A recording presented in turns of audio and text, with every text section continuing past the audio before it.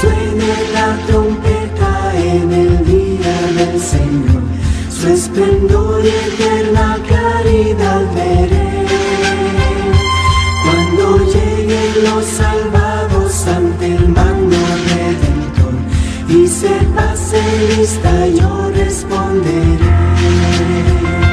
Cuando allá se pase lista, cuando allá se pase lista, cuando allá se pase lista, y mi nombre llamen, yo responderé. Resucitarán gloriosos los que duermen en Jesús, las delicias celestiales a gozar, y triunfantes entrarán en las mansiones de la luz. Para mí también habrá un dulce hogar.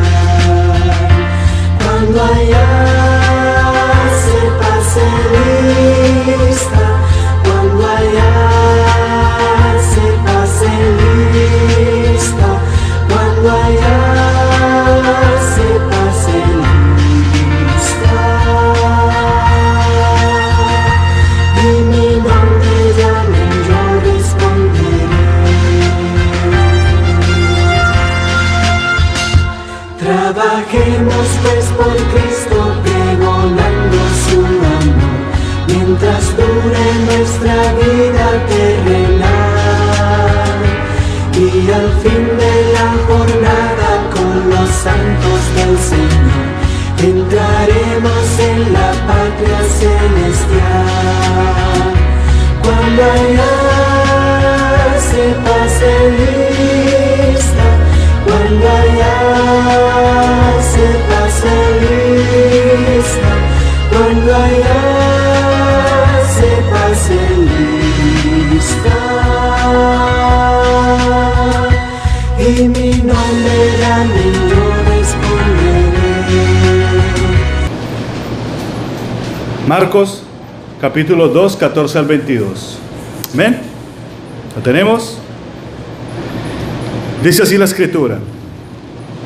Y al pasar, vio a Leví, hijo de Alfeo, sentado al banco de los tributos públicos, y le dijo: sígueme.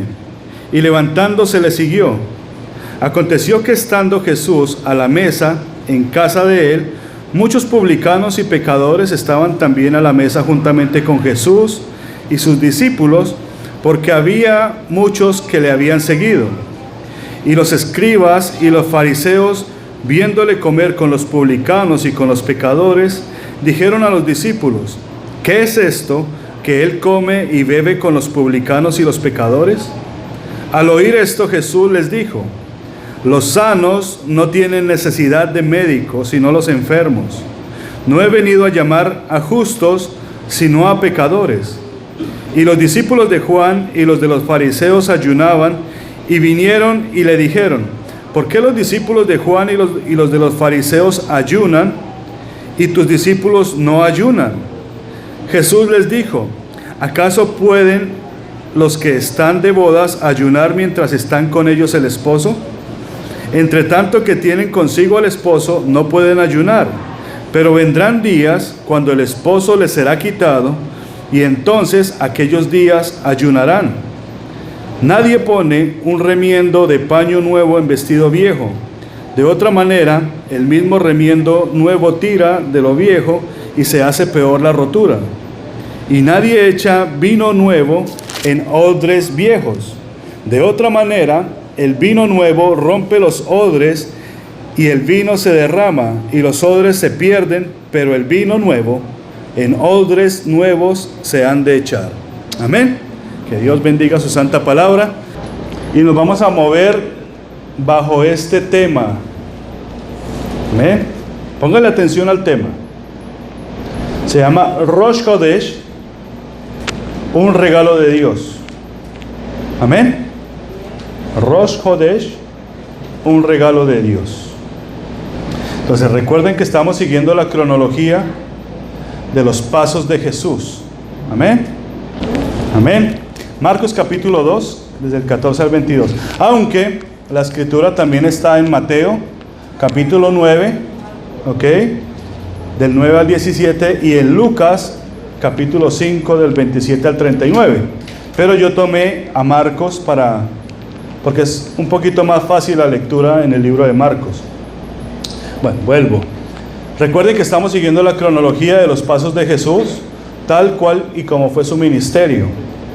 Entonces, después de que el Señor Jesús estaba en Capernaum y estaba en su casa, eso lo vimos la semana pasada, allá cuando descendieron al paralítico por el techo, ¿recuerdan ustedes?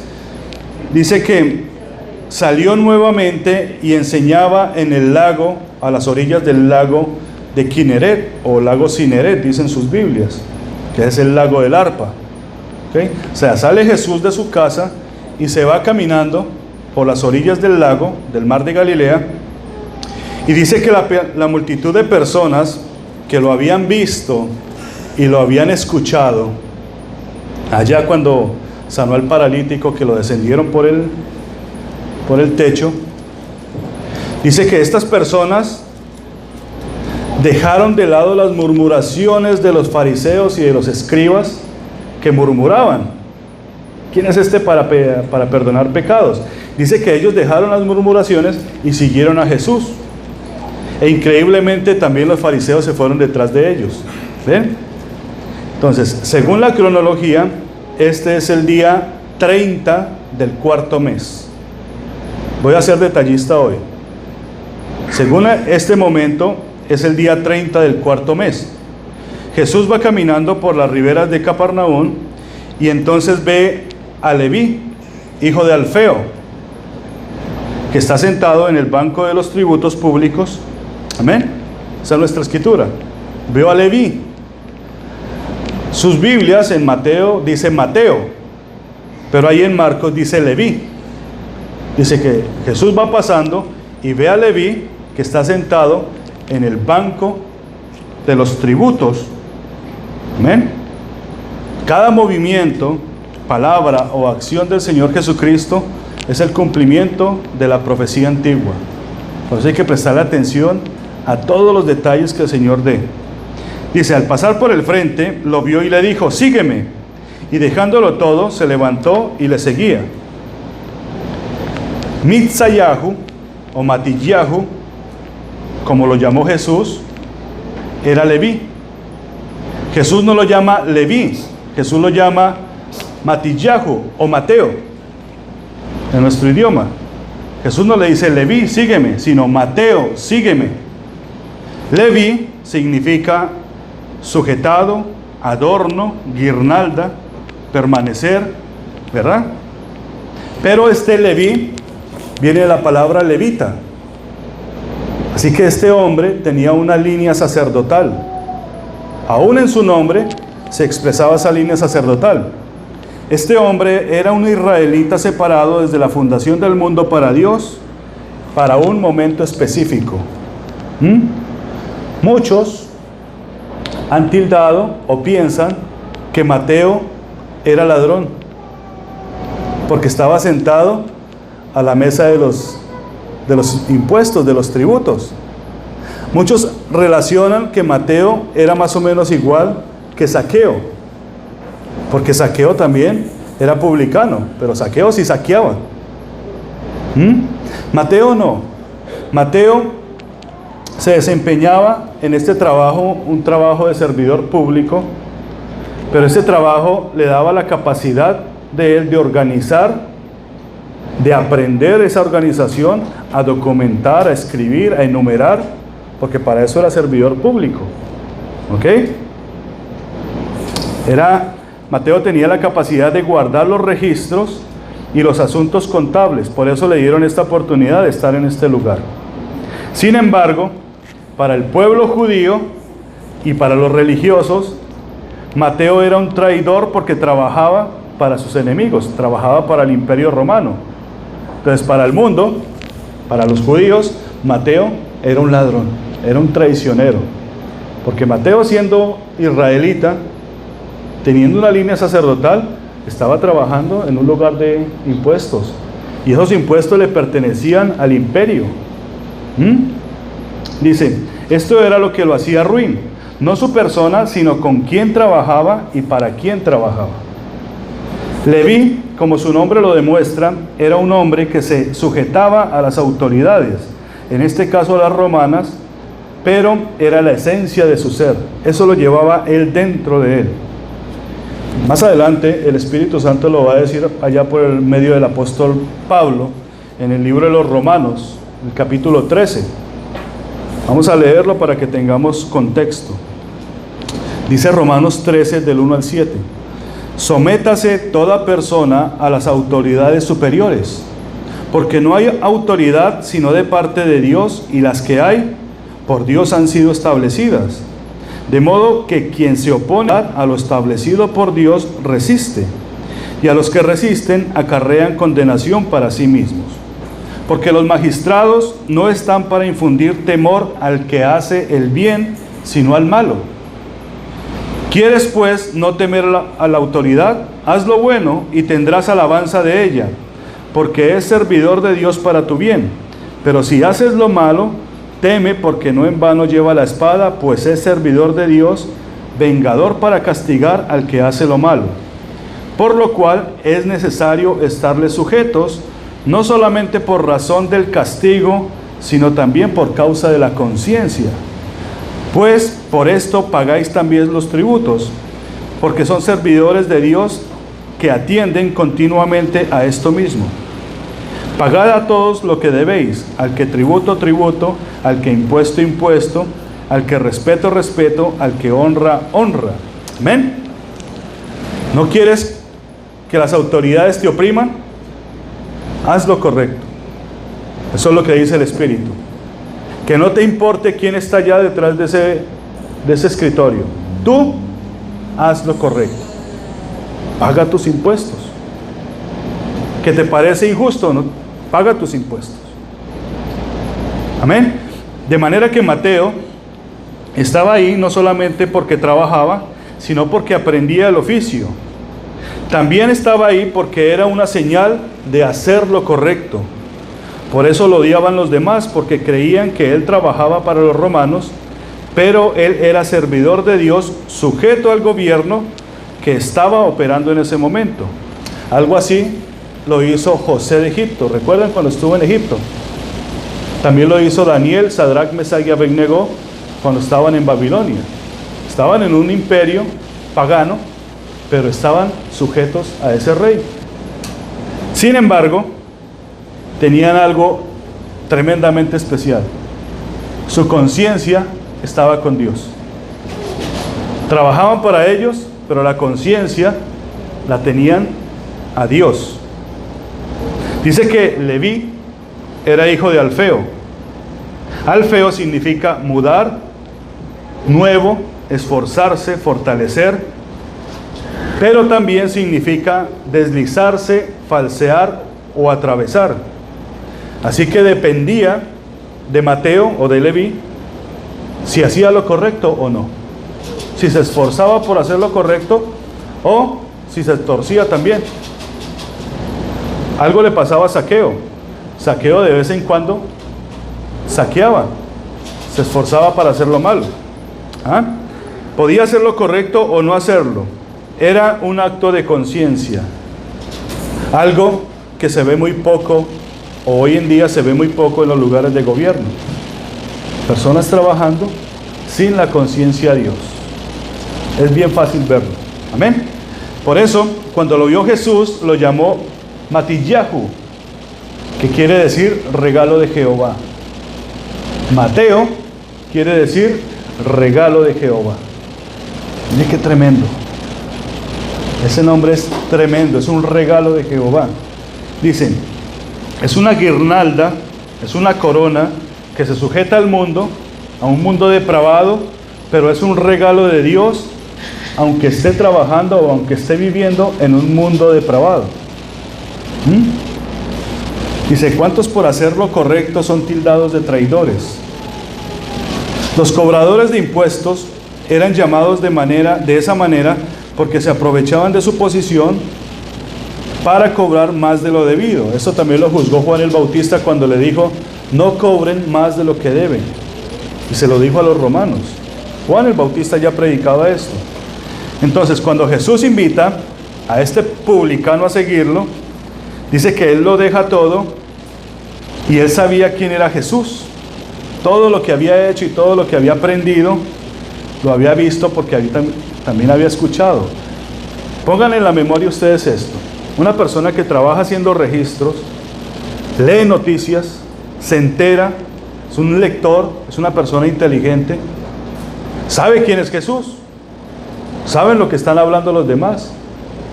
Y dice que cuando Jesús lo vio, dice que lo siguió. Jesús lo llamó, sígueme, y él lo siguió. Increíblemente, hermanos, el libro de Mateo, el Evangelio de Mateo, es el evangelio que más registra situaciones especiales en el ámbito judío. Es lo más detallado que hay. Dice, él mismo, Mateo registra una parábola en el capítulo 13, la discutimos en la mañana. Dice que el reino de los cielos es semejante a una semilla de grano de mostaza. Lo hablamos en la mañana. Mateo la registra. Dice, el reino de los cielos es semejante a una semilla de mostaza, la cual es la más pequeña de todas las semillas, pero que llega a ser tan grande como un árbol donde anidan las aves. Es como una semilla de mostaza, chiquita. ¿Alguien ha visto una semilla de mostaza?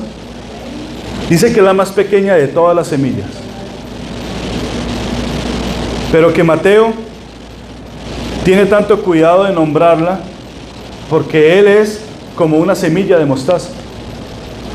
A Mateo lo sembraron en cierto momento determinado, y hablábamos en la mañana, el sembrador salió a sembrar, amén, y dice que parte de las semillas cayeron entre espinos, las otras partes entre pedregales, las otras partes cayeron a la ribera y otras cayeron en buena tierra. ¿Cuántos no quisiéramos caer en buena tierra? Amén. Y ser fructíferos y que de una vez crezcamos. Pero resulta que Mateo cayó fuera de esa tierra. Cayó en un ámbito donde habían puros ladrones, estafadores, que cobraban impuestos, que compraban tributos. Ahí cayó Mateo, ahí cayó esa semilla. Y dice que esa semilla fue puesta desde la fundación del mundo. Wow, mire qué tremendo. Desde allá el Señor puso esa semilla. ¿Cuántos de nosotros no tenemos esa semilla? Amén. ¿Cuántos de nosotros no crecimos entre espinos, entre pedregales? Porque ¿cuántos de nosotros, cambiemos la pregunta, crecimos en buena tierra? Que hemos dado frutos al 100% en el reino de los cielos. ¿Cuántos? ¿Verdad que caímos por fuerita? Bendito Dios por esa palabra. Amén. Mateo tenía una posición favorable gracias a su trabajo. Por eso cuando recibe el llamado, ofreció un gran banquete en su casa. Él ofreció un gran banquete. Tenía acomodado. ¿Y sabe quiénes fueron sus invitados? Publicanos, pecadores, ladrones. Todo su círculo fueron los que fueron invitados a cenar. ¿Por qué? Porque en ese lugar estaba el hombre que los podía sanar. Él no invitó a los judíos y a los fariseos. Los judíos y fariseos se colaron en la fiesta. Aquí estaban llenos de cobradores de impuestos y de pecadores. Y se sentaron a la mesa con Jesús y sus discípulos, porque había muchos que le habían seguido. Cuando los religiosos vieron que Jesús se sentó a comer con los pecadores, comenzaron a murmurar contra los discípulos. ¿Por qué su maestro come con los publicanos y los pecadores? Noten algo. No le dicen a Jesús, ¿por qué estás comiendo tú con los publicanos y los pecadores? No, le dicen a los discípulos. En este momento a Juan, Andrés, Pedro y Jacobo. Todavía Mateo hasta ahora lo llamaron. ¿Saben por qué? Porque los querían desanimar. Miren a su maestro comiendo con publicanos y con pecadores. Dice que cuando Jesús escuchó esto, dijo: los sanos no tienen necesidad de médico, sino los enfermos. No he venido a llamar a los justos, sino a los pecadores al arrepentimiento. Amén. Dice que Mateo, dice que Jesús les dice: los justos deben trabajar para que los pecadores vengan al arrepentimiento. Ellos tienen que ver quiénes necesitan al sanador. Pero los justos, los judíos que estaban en ese momento, ni por enterados se daban. Se suponía que ellos conocían la Biblia, conocían la ley, la Torá. Pero ellos, en vez de estar trayendo a los pecadores al arrepentimiento, lo que estaban haciendo era murmurando. Mateo registra que Jesús les dice: ¿saben qué? Yo no vine a llamar a los sanos, sino a los que están enfermos. Vayan y aprendan lo que significa esto: misericordia quiero y no sacrificio. Mateo registra esta frase que no incluyeron los otros evangelistas, porque esta frase era un dicho muy nombrado en ese tiempo. Estamos ubicados en Galilea, y allá en Galilea ellos habían sufrido la deportación hacía unos 700 años antes.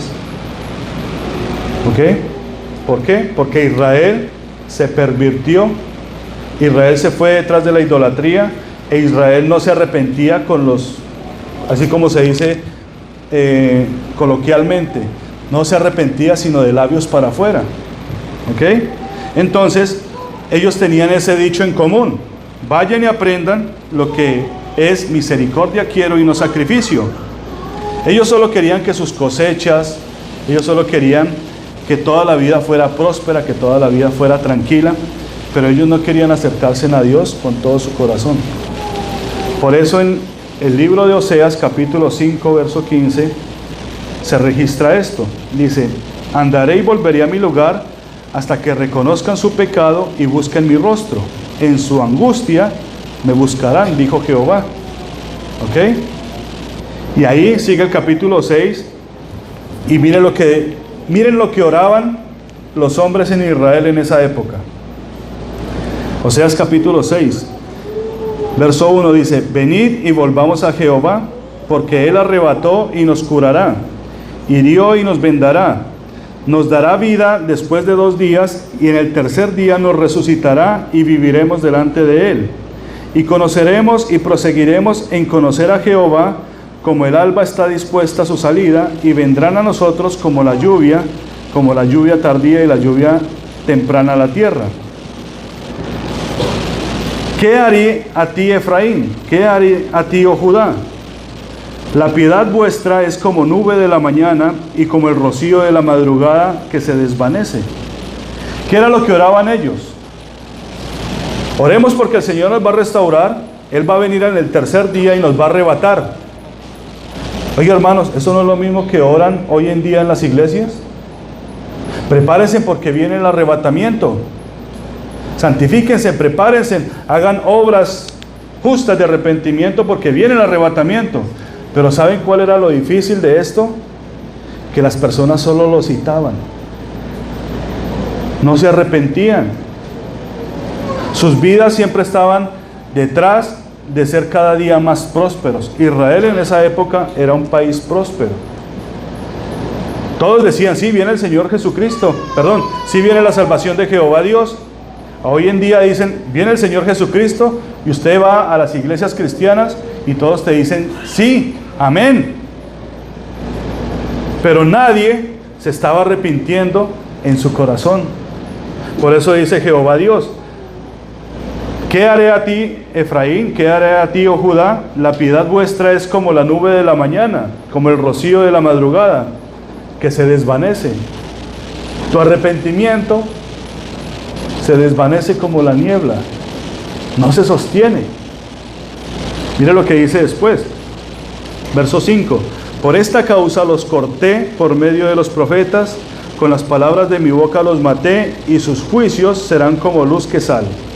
Porque misericordia quiero y no sacrificio, y conocimiento de Dios más que holocaustos. Eso lo decía el profeta Oseas. Y se volvió un dicho en la época de Jesús. Misericordia quiero y no sacrificio. No hay sea que nos pase lo mismo que nos pasaron, lo que les pasó a los israelitas. ¿Saben ustedes por qué ustedes y yo estamos acá? Porque nuestros padres los sacaron de la tierra. Se arrepentían de labios para afuera. Ahora vinimos a parar a todos los rincones del mundo, y de allí nos está trayendo el Señor por su misericordia, decíamos en la mañana. Por su misericordia. Si no hubiera sido por la misericordia de Dios, ya nos hubieran destruido. Pero nuestros padres fueron esos, los que se arrepentían de aquí para afuera. ¿Qué haré a ti, oh Efraín? Efraín es Israel. ¿Y qué haré a ti, oh Judá? Allá están los judíos. El pueblo estaba acostumbrado al sacrificio para agradar a Dios. Mire qué tremendo. Pero lo único que demandaba el Señor era fidelidad y misericordia. Amén. Estos que están ahí delante de Jesús no son israelitas. Los que están ahí delante de Jesús son samaritanos, judíos, extranjeros, gente de Jerusalén. Pero los israelitas somos nosotros. Vayan ustedes al sur del continente. Allá hay hermanos.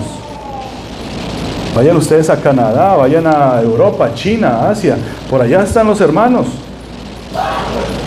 Esos son Israel. Dice, todo el pueblo estaba a la espera de las buenas lluvias y de que comenzaran las temporadas de cosecha. Para eso se tenía que avistar lo que se llamaba como el Rosh Hodesh. ¿Ok?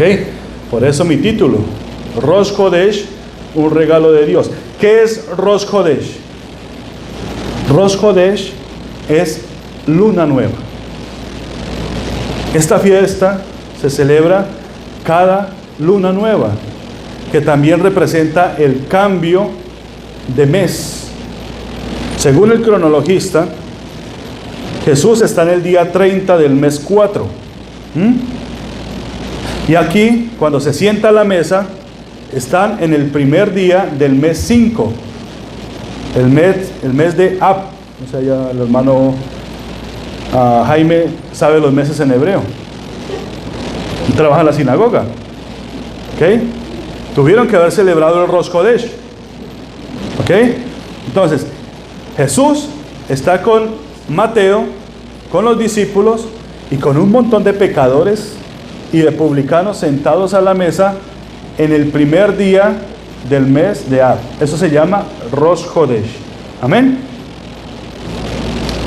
Dice, los religiosos siguen pensando que el sacrificio religioso es el camino, la forma de despreciar a los demás porque no piensan como ellos y no cumplen lo que ellos están demandando. Algo parecido con lo que están haciendo hoy en día. ¿Ok? ¿Qué hacen los religiosos hoy en día? ¿Qué están haciendo los religiosos hoy en día? Se están poniendo de acuerdo para aprobar o desaprobar las leyes de género. ¿Ok? Los religiosos, ¿qué hacían? Ellos pensaban siempre en el sacrificio. ¿Qué está haciendo hoy en día la iglesia? La iglesia se está sacrificando por poder comprender qué es lo que vamos a hacer con este problema de género. No puedo decir otra palabra porque cortan el video. ¿Ustedes entienden? ¿Qué es lo que vamos a hacer? ¿Cómo le vamos a dar sentido nosotros a este terrible problema que se nos está afrontando? Y algunas denominaciones están ya decidiendo que hay que darles un sentido porque hay que traerlos con amor a los pies del Señor. Tremendo esto. ¿Y dónde queda el nuevo nacimiento? ¿Dónde queda la justicia de Dios? Otros, por el contrario, son más drásticos, más ortodoxos y dicen, no, estos ya escogieron su camino y se tienen que apartar, porque nosotros somos santos. ¡Wow! Fariseísmo moderno. ¿Saben, hermanos, que el Señor dice, vayan y aprendan lo que es decir, misericordia quiero y no sacrificio? ¿Cómo entonces trabajamos con esta misericordia para poder hacer recapacitar a estas personas a que se vuelvan a su naturaleza real? Eso tiene que enseñarnos el Señor, porque realmente cada uno toma su propio camino. Unos dicen, no, ellos ya eligieron, ya salen de la presencia de Dios, y los otros dicen, no, volvámonos como ellos para ganarnos a ellos. ¿Saben que la iglesia está debatiendo en esto, en este momento? Este tema se está debatiendo en todas las denominaciones mundiales. Hay iglesias que ya pusieron la bandera. Le están dando sentido a eso. A otros nos parece terrible, pero ¿qué dice el Señor? Dice, Él no vino a buscar a los justos, sino a los pecadores. Y dice, y para que estos se arrepientan, tiene que florecer tu misericordia. O sea, mi misericordia tiene que florecer. No es aprobarlos en lo que hacen, sino demostrarles que hay dentro de ellos y que Dios puso hace mucho tiempo. Hermanos, cada persona que está allá afuera o aquí adentro tiene algo que fue puesto desde la fundación del mundo. Una semilla. La semilla de la fe. Cuando viene el llamamiento al arrepentimiento, algunos dicen, aquí estoy, pero otros dicen no. Pero cada persona allá afuera, llámese homosexual, llámese lesbiana, llámese indigente, llámese ladrón, llámese mentiroso, tiene dentro de él esa semilla. El sembrador salió a sembrar, y una parte cayó en pedregales, otra parte cayó entre los espinos. Depende de cada quien su crecimiento. Todos tenemos que crecer, decíamos en la mañana. ¿Dónde me sembró el Señor a mí? ¿Dónde te sembró a ti? Oh, me sembró aquí en Terrytown, un pueblo duro de cerviz, un desierto. Eso aquí, mejor dicho, se convierten más rápido las rocas que la gente. Pueblo terrible. Pero aquí tenemos que florecer. ¿Ven? Aquí tenemos que surgir. Dice, Mateo era menospreciado por todos, sin embargo tenía un sacerdocio dentro de él. Era publicano, pero con conciencia, una conciencia llena de la misericordia. Tal es así que cuando hizo banquete, sus principales invitados fueron ¿quiénes? Los publicanos, los ladrones y todos los que estaban a su alrededor. Si yo tengo esta misma semilla que tiene Matillahu o Mateo, vean, cuando esa semilla empieza a germinar y yo empiezo a crecer, créanme que los primeros que voy a invitar son a los que están a mi alrededor. Borrachos, ladrones, mentirosos, usurpadores, todos en el mismo lugar donde yo me movía, los voy a invitar. Hay un gran banquete. Amén. Parece que el escenario nuevamente es como el de la semana pasada. La semana pasada dijimos que habían tanta gente en ese lugar donde descendió el hombre por el techo, que no cabía una mirada más. ¿Recuerda que dijimos eso? Pero aquí parece que no cabe una boca más. Hicieron un banquete tan grande, tan tremendo, que hasta los mismos fariseos se colaron. Tanto es así que el Señor les dice, ustedes también, siéntense y coman del banquete. Venga, siéntense todos y coman del banquete. Ya entienden lo que Jehová demanda, ¿amén? Misericordia quiero y no sacrificio. El sacrificio lo proveerá Dios, y este es perfecto y fue perfecto y será perfecto por toda la eternidad. Ya no se sacrifiquen, usen la misericordia. El banquete es una fiesta donde se come y se bebe, se disfruta. Parece que esta emoción fue la que llevó a que Mateo lo ofreciera. El amor crecía dentro de él y se confirmaría más adelante con las palabras de Jesús, que dice en Lucas capítulo 14, verso 13 y 14. Dice: cuando hagáis banquete, llama a los pobres, los mancos, los cojos, los ciegos, y serás bienaventurado, porque ellos no te pueden recompensar. Te será recompensado en la resurrección de los santos. Amén. Cuando tú hagas banquete, no llames a los sanos, que casi siempre llamamos a la familia, y traiga la ensalada, traigan el postre, pero llamemos a aquellos, no a ese banquete físico que quizás nos imaginamos, sino a ese banquete de la salvación. Mire, qué tan terrible es escuchar a personas que un día fueron sanados, que un día fueron salvados, que un día fueron purificados, limpiados, e impidiéndole a personas que están nuevecitas a no entrar. Qué terrible es ver eso en las iglesias, que las personas que ya recibieron el amor de Dios no le permitan a los otros de entrar y que los tilden de pecadores. No, este trabaja ya en los impuestos, no lo dejemos de entrar. Si tiene la misma semilla tuya, necesita ser levantado. Te estoy pidiendo misericordia. No te sacrifiques por comprender cómo y por qué viene a los pies del Señor. Eso no es tu problema. Yo quiero que tú le des misericordia. Dios sabrá sus métodos. Amén. Para los religiosos, todos son pecadores. Todos son pecadores.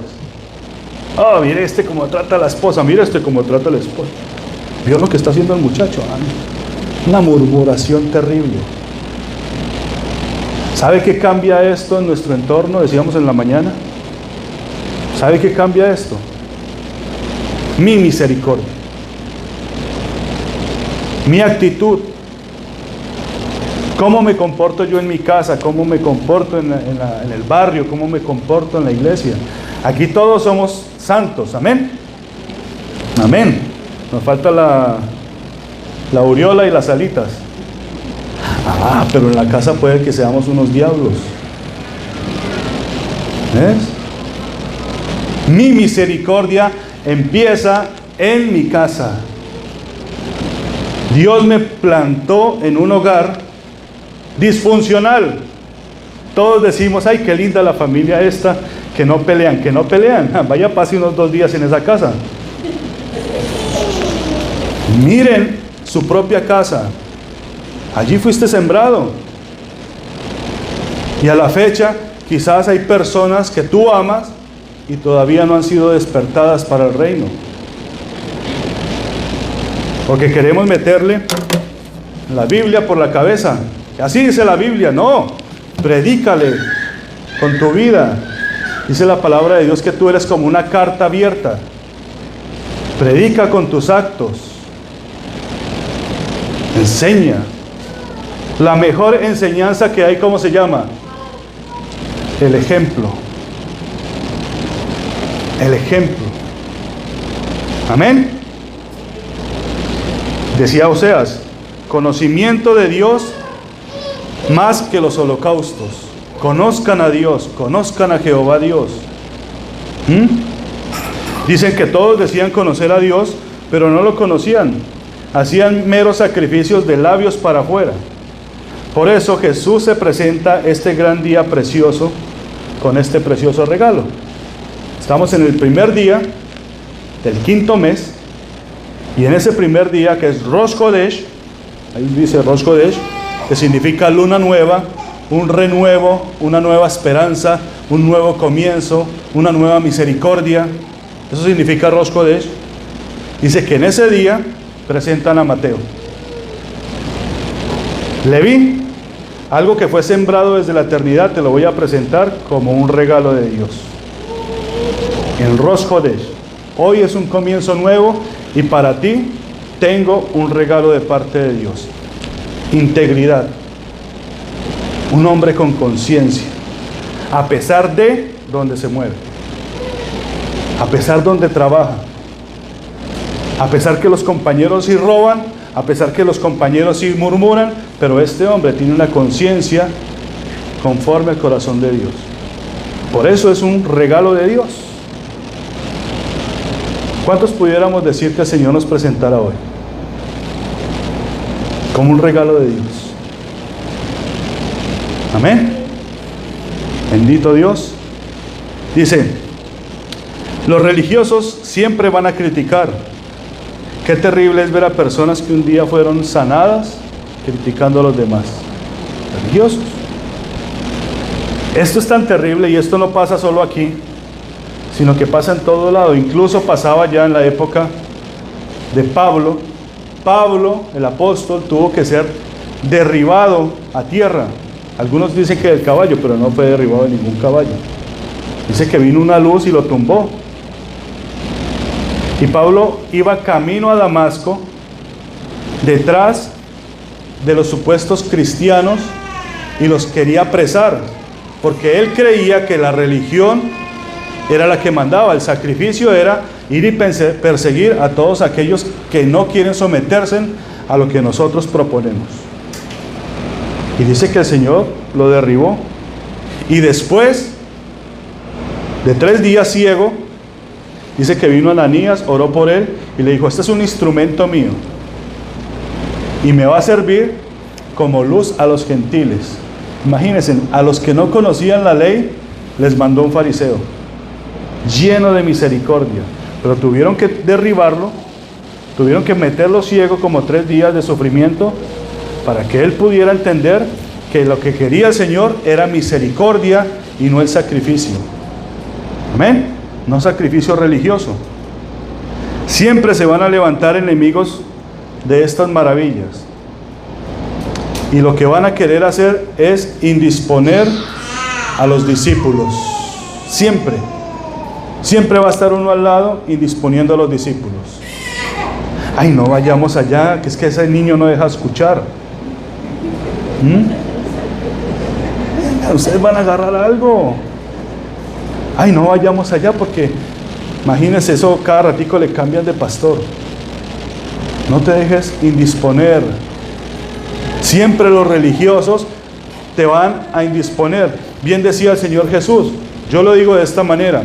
Esos dicen, yo les digo, estos no comen ni dejan comer. Pero el Señor Jesús era un poquito más sensible. Les decía, hipócritas.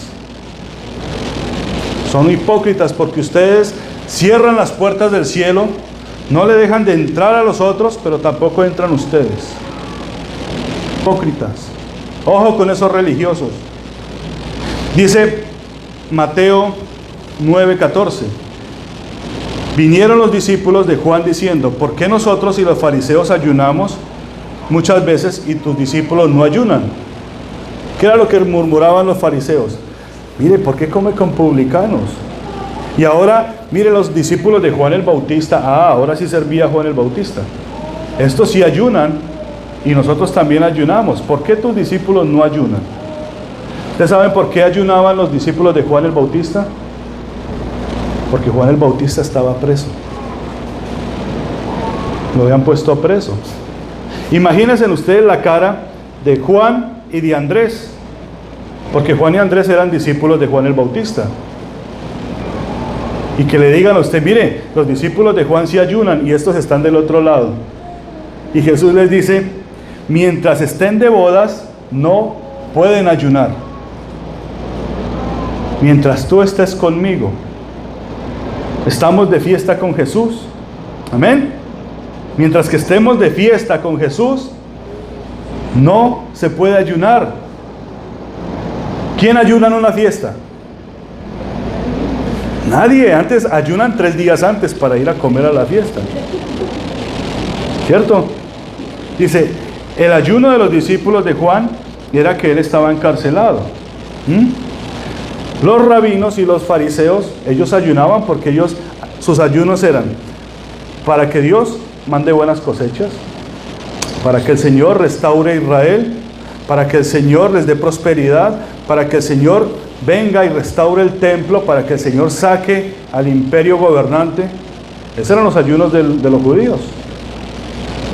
Pero acá el Señor dice, esos judíos están ahí porque esos romanos o ese imperio cruel está ahí porque yo lo puse. Y lo puse para enseñarles a ustedes a qué es lo bueno y qué es lo malo. El que hace lo bueno no tiene por qué temer. El que hace lo malo, pues entonces entienda que esto lleva la espada en la mano. Qué tremendo. Amén.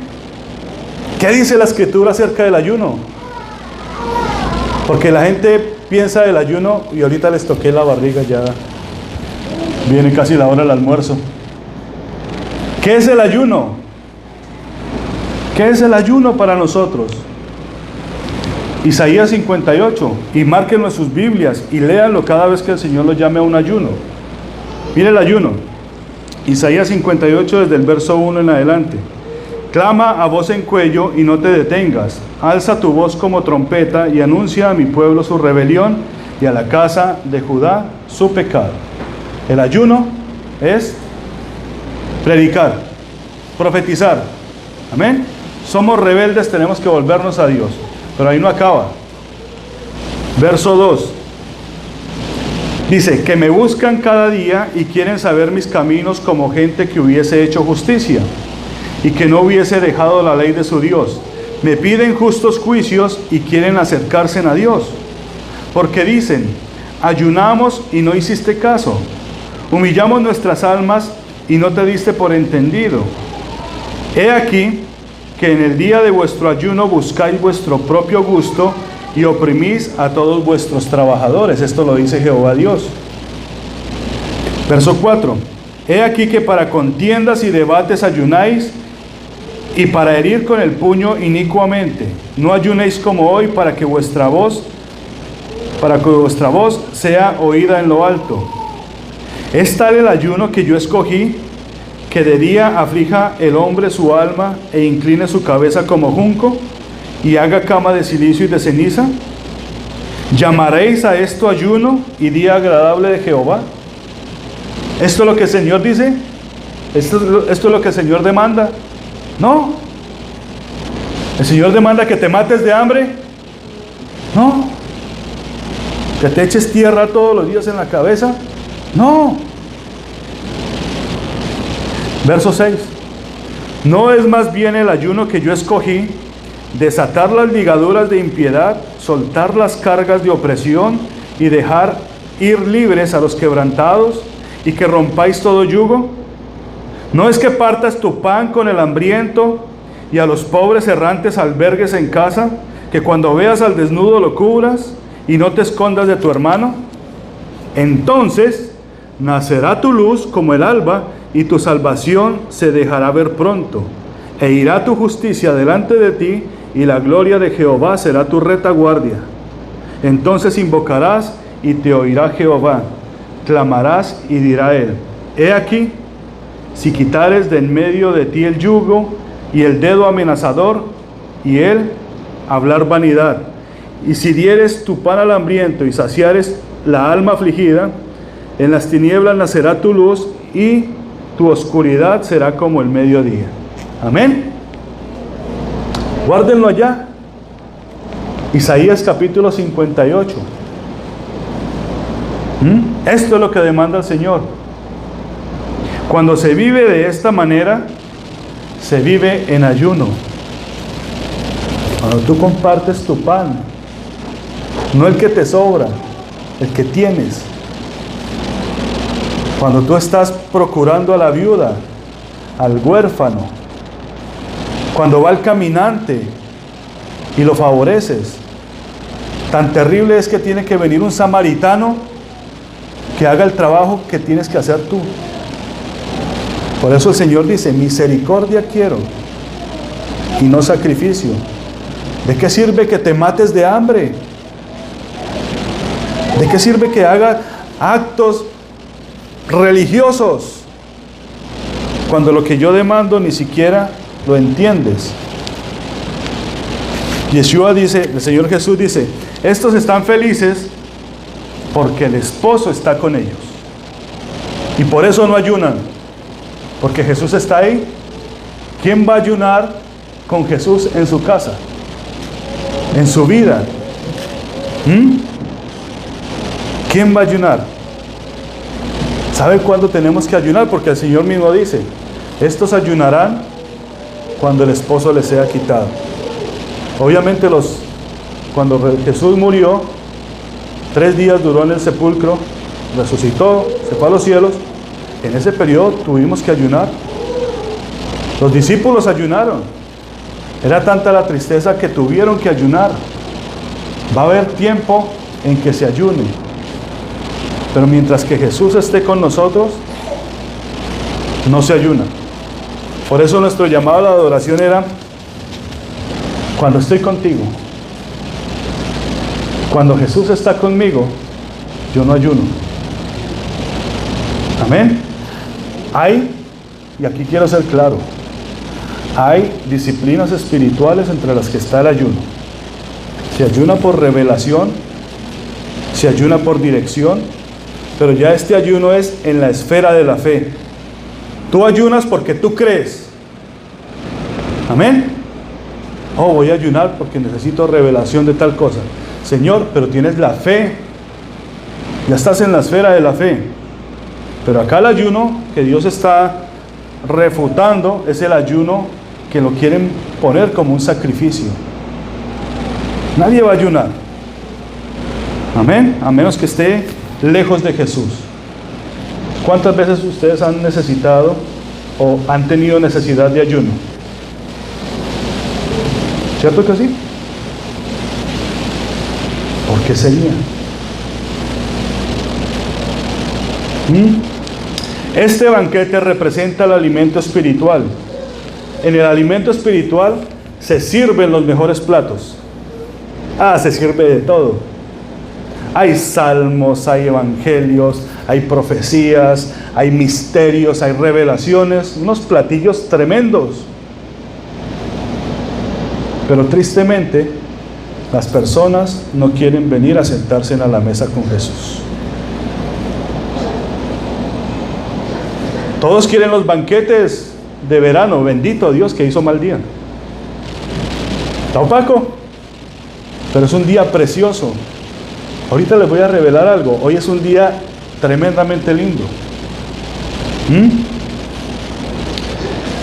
Dice, por eso a la congregación de los santos se le llama la cena del Señor, porque estamos en una cena. Ustedes se están alimentando, ustedes están adquiriendo nutrientes. Amén. ¿Saben por qué? Porque ustedes tienen una semilla dentro, la misma semilla que tenía Mateo. Esa semilla que fue puesta desde la fundación del mundo, la tenemos cada uno de nosotros. Pero esa semilla no va a crecer como dice que es la semilla del grano de mostaza, que crece hasta hacerse árbol y que después alumbra y trae las aves anidan sobre él.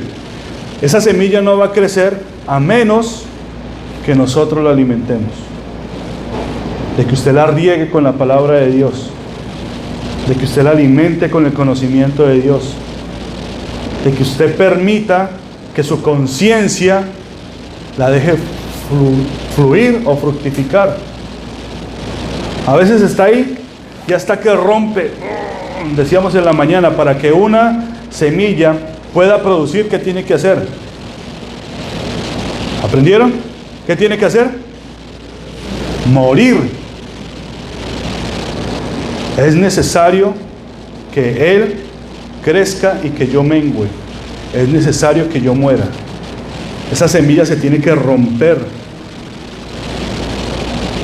Si nosotros la tenemos dentro y estamos en un lugar que no es nuestro ideal, en una familia un poco convencional, una familia, créanme que para cada uno de nosotros nuestra familia es extraña.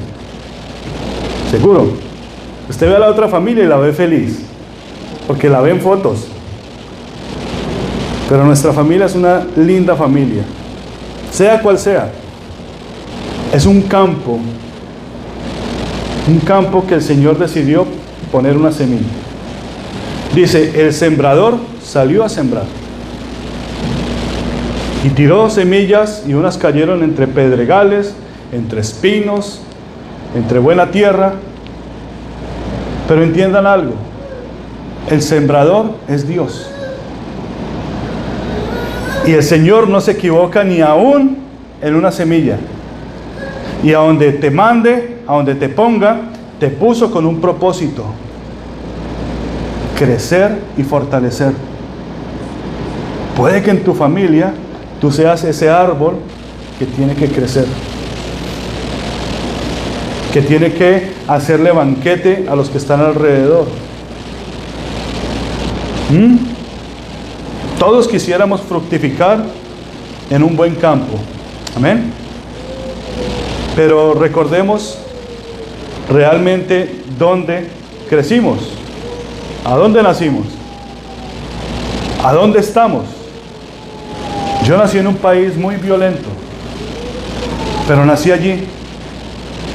Y cuando yo dispuse mi vida a servir al Señor, a regarla con su palabra, me di cuenta de que era un poquito más grande que los demás. No por mi estatura, sino porque era como un árbol, como una planta que se iba fortaleciendo poco a poco. Y ahí voy, regándola, tratando de que a mi lado se aniden ciertas avecillas que vengan a buscar el evangelio, que yo los pueda suplir. Para eso me plantaron, para eso me mandaron a Terrytown. Amén. Al lugar de los soñolientos. ¿Cómo es que se dice, Kesia? Al lugar de los sonámbulos, dormidos, porque aparte que están en Terrytown, también están en Sleepy Hollow.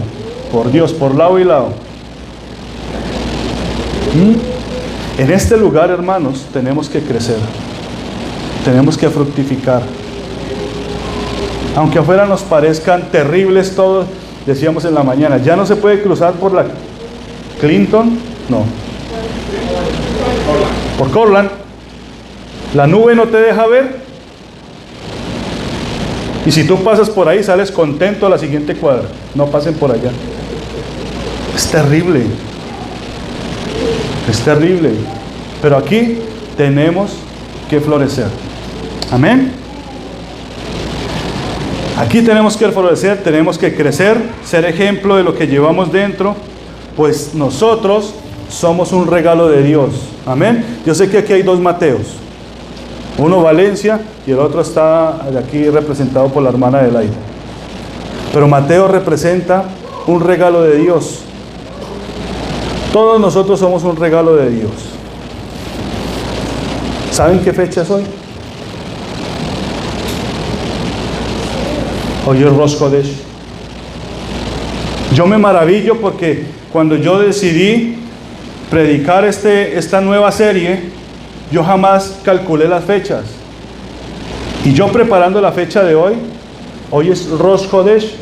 Hoy es primer día del quinto mes que se llama Ab. Aquí le llaman 11 de julio, pero hoy es Rosh Chodesh. ¿Cuántos de nosotros somos un regalo para los demás? ¿Cuántos de nosotros vamos a hacer banquete hoy? Pero tenemos que tener a Jesús en nuestra mesa. Amén. Voy a cerrar con esto. Jeremías capítulo 9, versos 23 y 24. Así dijo Jehová: no se alabe el sabio en su sabiduría, ni en su valentía se alabe el valiente, ni el rico se alabe en sus riquezas, mas alábese en esto el que se hubiera de alabar, en entenderme y conocerme, que yo soy Jehová, que hago misericordia, juicio y justicia en la tierra, porque estas cosas quiero, dice Jehová. Amén. No se alabe el fuerte en su justicia, ni el valiente en lo que hace, sino alábese en que me conoce y en lo que yo quiero. El conocimiento de Dios es la gloria del hombre. ¿Cuántos saben que dentro de ustedes hay una semilla muy pequeña que se llama fe? ¿Cuántos saben eso? ¿Cierto que está ahí? ¿Cierto que se cree? ¿Cuántos esperan que esta semilla crezca? ¿Creen ustedes que el Señor los va a llamar en algún momento a presentarlos a ustedes como regalo? Quizás a su familia, a su comunidad o quizás a otro lugar. Hoy ustedes saben que tienen algo dentro de ustedes que tiene que crecer, pero donde ustedes quieran que vayan, van a encontrarse con personas que también tienen esta semilla y que tienen que ser despertados. Pudimos haber crecido en el peor de los lugares, pudimos haber nacido en el peor de las familias, pero en ese lugar Dios te puso para que crecieras, para que lo honraras y para que lo glorificaras.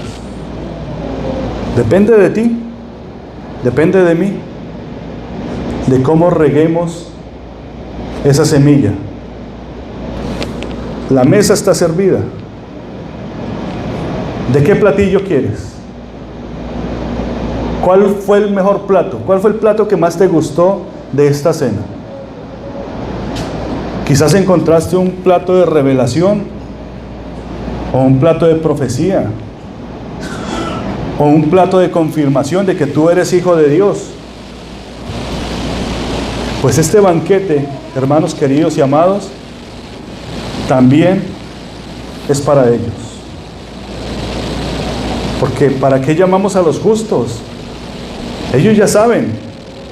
Llamemos a los pecadores, llamemos a los que están enfermos, a que vengan a las cenas. Amén. Fue pues esta la palabra del Señor para hoy. ¿Cuántos están de fiesta con Jesús? Amén. ¿Cuántos sienten en su corazón que son un regalo de Dios? Amén.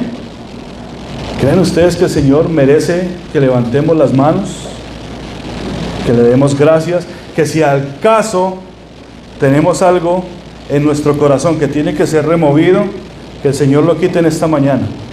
Amén. Pónganse de pie. Amén. Señor y Padre nuestro, te damos gracias. Gracias, Padre, por este día. Gracias por esta, Señor, esta preciosa reunión. Gracias por tu presencia en este lugar. Gracias, mi Dios, por cada uno de mis hermanos, Señor. Gracias por cada uno de los regalos que tú me has dado, mi Dios, y que yo he podido percibir en cada uno de ellos. Yo sé, Señor, que nosotros aún estamos, Señor, en crecimiento, pero hemos podido ver maravillas en cada uno de nuestros hermanos. Gracias, Padre Santo, porque tú un día nos llamaste, un día, Señor, nos ordenaste, mi Dios, un día nos discipulaste, mi Señor, para que ahora podamos llevar fruto a los demás. Gracias, Padre de la gloria, porque tú estás con nosotros, porque mientras que estés con nosotros, Señor, ¿quién contra nosotros? ¿Quién nos puede obligar a aguantar, Señor, o a estar en ayuno si tú estás con nosotros? Sin embargo, mi Dios, hay muchos hermanos que no están en la mesa y oramos por ellos, Señor. Oramos para que cada uno de ellos pueda venir, Señor, y aprenda, mi Dios, lo que dice tu palabra. No aprender de los sacrificios, sino aprender de la misericordia, de tu amor, de tu bondad, Señor. Así como un día llamaste a Mateo, también, Señor, nos llamaste a cada uno de nosotros. Él fue un regalo para ese momento, mi Dios. Él fue un regalo donde cobijó a muchas personas. Él mismo escribió que nosotros somos la luz del mundo. Él mismo escribió que una luz no se pone, Señor, debajo del almud, sino que se pone arriba para que alumbre a los demás. Así yo te pido por esto, mi Dios, que esa semilla, mi Dios, que está dentro de cada uno de ellos, crezca, Señor, se fortalezca, que rompa barreras, mi Dios, que cada uno de sus hijos, su familia, sus parientes, su comunidad, mi Dios, pueda venir a ellos y ellos puedan impartir alimento, puedan dar tu palabra, puedan testificar de tu gloria, Señor.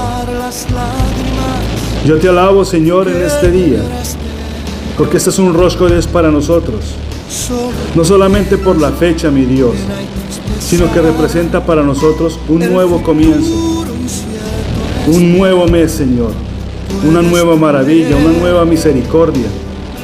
Y Bien dice tu palabra, Señor, que todo aquel que es plantado, Señor, junto a corrientes de agua viva, crece, mi Dios, y se fortalece y da fruto, Señor. Yo te pido por ellos, mi Dios, te pido por sus familias, no importa dónde estén, ni cuál sea el problema o la situación de sus casas. Permítele, Señor, a ellos crecer allí. Permítele, Señor, demostrar el fruto que llevan dentro. Ayuda, Señor, a nuestros hermanos que están en misión. Mira Fidela, Señor. También recordamos a María. Te pido, Padre, por los pastores alrededor del mundo, aquellos que están en lugares de opulencia, Señor, también que guardes su conciencia, así como guardas la de nosotros. Ayúdanos, Señor, a hacer lo correcto y a hacer lo justo. Te pido, Padre, por el evangelista, por el misionero, por aquel que lleva tu palabra. Señor, bendícelo, fortalécelo. Te damos, Señor, a ti toda la honra, toda la gloria y toda la alabanza, mi Dios. Estamos de fiesta, estamos alegres, porque tú estás con nosotros, Señor. Sea para ti, mi Dios, todo honor, toda gloria, en el nombre santo de nuestro Señor Jesucristo. Amén. Amén y amén. En la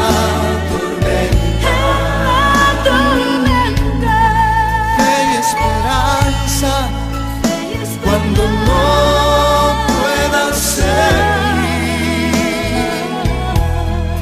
aún con tu mundo hecho pedazos, el Señor guiará tus pasos en paz, en medio de la tormenta.